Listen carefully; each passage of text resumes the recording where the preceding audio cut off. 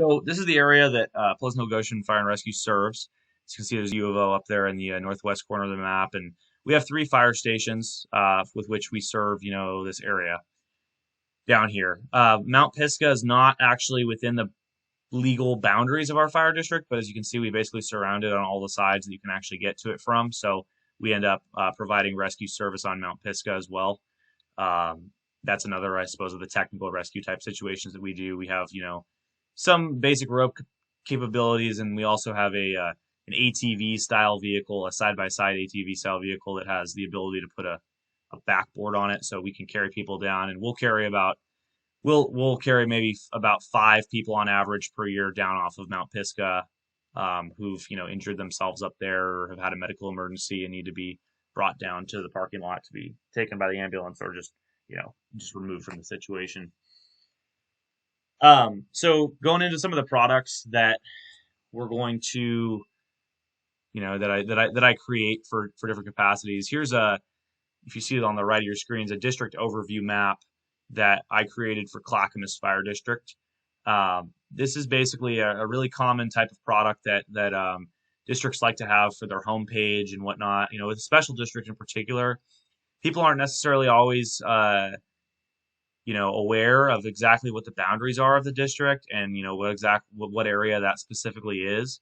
There's also some complicating factors. So, for example, Clackamas Fire District provides service to Estacada Fire District by contract, and so if on this particular map you can see Estacada's boundaries specifically put in that like bluer color there, contrasted with the green Clackamas areas. So these maps will show the boundaries of the district, the location of fire stations, other important information on there. They're valuable for public information purposes, grant applications, public planning documents, website display, etc. They really have to look like a professional product. Like, this is the kind of product that it's very important to put, a lot of time into. And so, having created several of these, I'll say that with these maps, what takes the most time, especially when you're working with data that you haven't necessarily worked with before. So, a new county that you haven't previously done work in or anything like that. Roads, labels, and symbology of roads is like kind of the biggest thing. People tend to visualize in the, in urban areas, people tend to visualize where they are based on how they travel, and the way they travel is roads.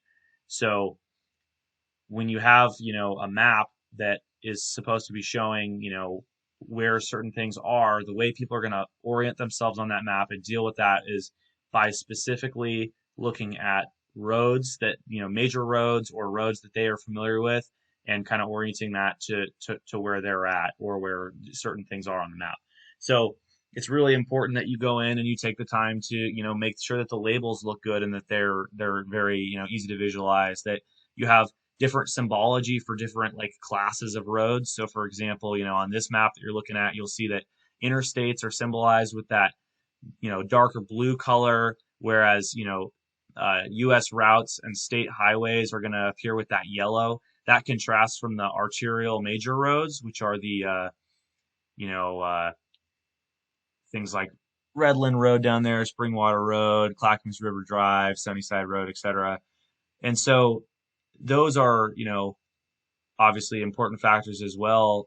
You want to make sure with labels that you get, a sufficient amount of labels on there for people to really use the map, but it really ruins like the aesthetic appeal of it if you just flood it with every single road in this area labeled. Because, in this particular map, because of the size of it and the purpose of what it's being used for, I didn't even include the minor roads on there because there's, in this area, you're actually just north of the green is into the city of Portland. So it's a very dense urban area, and those roads would take up a lot of space on there, but they would also make it very difficult to read and use the map for any other purpose.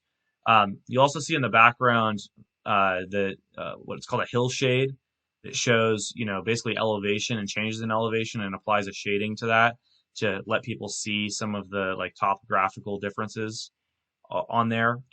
Hill shades are like an option that's a little bit more user friendly for people who aren't used to like using technical maps than contour lines, because contour lines do require a little bit of actual knowledge and training on how to read.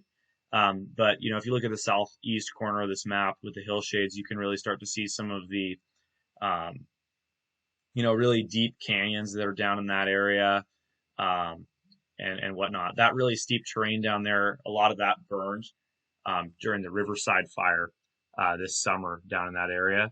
And so, as if you look at how steep those hills are and those drainages down there, that really contributed to the fire spread down in that area. Because in rough terrain like that, it's really hard to get in and actually fight fire, and it's also, you know, a hazard because it causes the fire to move faster and spread in more unpredictable ways than if you had it just in a flat field area.